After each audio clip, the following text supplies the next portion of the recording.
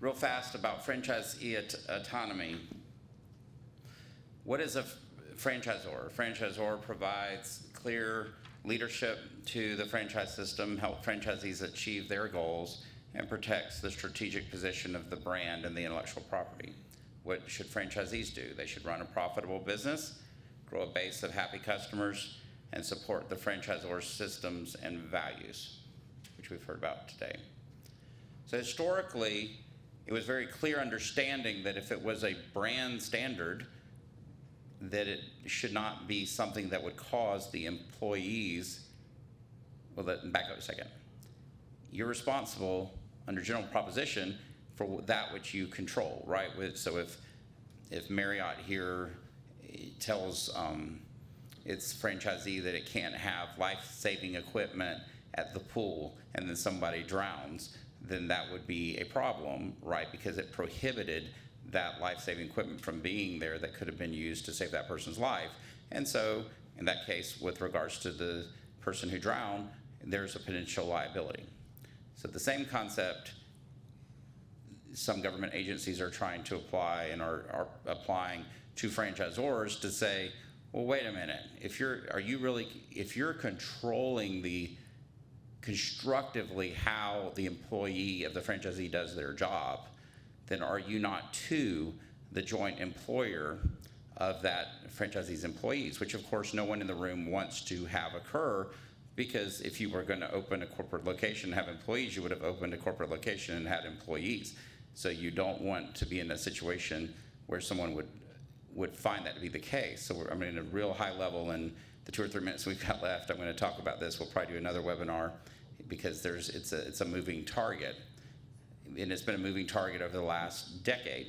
We've had, I'm just going to call it the Obama, Trump, and Biden standard, just not trying to get political in a way, but it's just sort of been a pendulum that's been swinging out there. And the question has hinged on whether or not direct control is indirect control is sufficient to cause, and over the terms and conditions of employment, yes, to cause a franchisor to be deemed to be the joint employer of the franchisee's employees.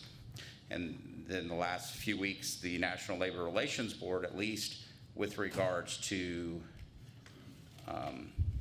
organizing unions, is said, okay, we're going to move from the 2020 or Trump standard, which was a reversal of the Obama standards, basically with a little bit more clarity, back to where it was under President Obama's rule. And what they're so first thing you need to do is something we've been telling franchisors for 10 years to do, and we've been doing in our franchise agreements, is you want to be crystal clear in your franchise agreement that there are no reserved rights to control the employment. So you want an affirmative statement in your franchise agreement, if you don't already have it, that says as much, so that nobody can come back later and say, well, you didn't say you wouldn't do it, so maybe you can control those employees. The second takeaway is you don't want to control the terms and conditions of the employment of those franchisees' employees. So for example, you don't want to set their compensation or their hours or control their scheduling, interviewing, hiring, and discharging, human resource questions. You want them to get their own human resource department, not calling your human resource department of the franchisor to get advice on human resource issues. Workforce safety and health and safety, supervision, assignment, and work rules. Now, when you look at these different standards, a lot of them are probably pretty obvious that you wouldn't want to do as a franchisor, because again, if I wanted to have employees, I would have opened a corporate location, right? But 2 of the hot buttons in this new NLRB standard deals with health and safety, right? Because my manual might have had a lot of standards about that, and particularly if I'm in a business like, a restaurant industry, I want to make sure that certain standards are being met. Well, a lot of those are also legal standards, so we don't necessarily have to put that all in our manuals. We can just have a provision that says you have to follow all laws and have ServSafe certification and so forth of how to do food handling safely. And a lot of that stuff that we want to put in our manual, that kudzu, if we will, we can strip out under that simple requirement that you need to obey the law. But we're not telling them how to obey the law. We're just requiring them to obey the law and let the regulators and the government tell them how to obey the law. There's risk to that. I understand that. And all of this is a scale, right? I mean, at the end of the day, you need to be able to run your business and be able to be comfortable that you can deliver that brand experience. So how much risk you're going to take? Each of these are stones that can go on that scale. The second are matter, means, and methods of performance.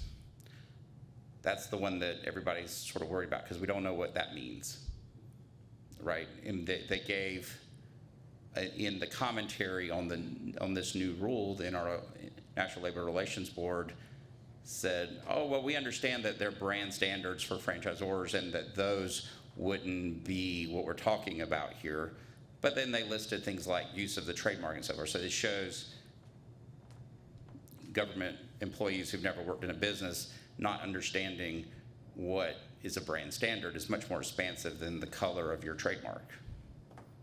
And so, but it's written as a non-exhaustive list. So while some people may be saying that the sky is falling there, it is not an exhaustive list. So the good news, bad news of that is it will get determined in future decisions of the NLRB if they are trying to rule on whether or not McDonald's or somebody like that is the joint employer. So part of what we need to do is franchising is educate people. This was my bag from McDonald's several years ago. I took a picture of it and have used it in slides ever since because I thought it was brilliant. I don't know whether Rick Richards here, the local franchisee in Raleigh, did this himself or if this was a corporate program from the franchisor. But at Christmas time, holiday season, they had these sticky notes that went on every bag out the drive-through window. So it's really hard for franchisees' employees to say they didn't know that they worked for the Richards family when they put 10,000 of these on people's bags as they went out the window, saying Merry Christmas from the Richards family who owns this franchise location. So I thought it was brilliant example of how you can educate. Other thing you can do is make sure your franchisees aren't using your trademarks on the employment application. The employment application should say, come work for our local franchisee, for McDonald's, right? So we should be making clear that this person is an independent owned and operated business. Typically in our franchise agreements, we require that as, at least in our firm, as a requirement. We recommend if you don't have that to put it in, and if you do have it to enforce it. So it's hard to say you didn't know that was independently owned and operated when there's a sign at the cash register that says that you walk by 10 times a day saying that it wasn't owned by McDonald's or Hardee's or whatever the case may be. And then just minimizing control over day-to-day tasks. Again, language matters here. So referring to your franchisees as franchisor and franchisee, not corporate, and referring to yourself as the franchisor. That they're your employees, not our employees, which is hard because, Lance, was talking about it earlier. You view everybody in your system as part of the family, but we need to make sure we're using the right language so that it's clear as to the roles. And also, when you're going in and doing a field visit, if the cook in the back is making the fajitas wrong, then you write it up and you tell it to the manager. You don't teach your field staff. They don't go in and correct the frontline employee itself, which is really hard because part of the reason that they're attracted to being in the field staff in a field position or business manager, whatever you may call it, is their desire to help and to have that heart of a teacher. But we need to teach the franchisee and not teach the franchisee's employees.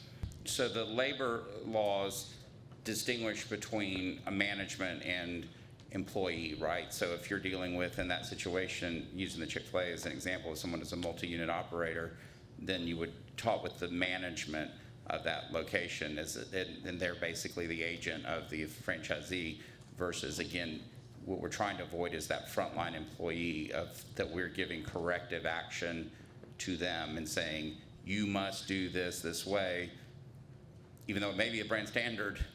It also could be the terms and conditions of their employment, or be perceived as such. Any other questions? Sorry, I didn't mean not to ask for questions. Raj?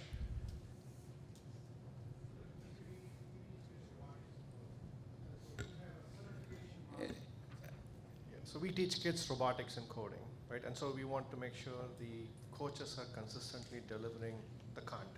Right. And so we do have a master trainer, but we also have a certification process that the employees in the franchisee needs to go through. Does that put us in a conflict here? Well, it's all going to be a continuum. There'll be more color to come, but it's a risk, but it's an inherent risk in your model, right? And so one of the ways to cover it may be to have videos and training videos, versus that you know what's being communicated, that you don't.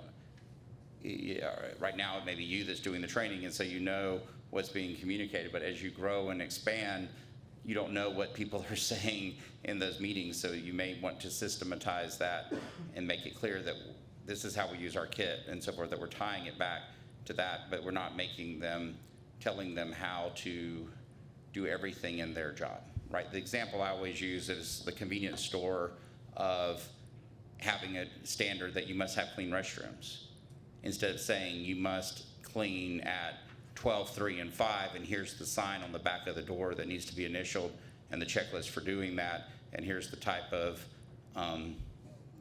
cleaner that you need to use, right? And versus us, the brand standard is it needs to be clean. You figure out how to do it between you and your employee.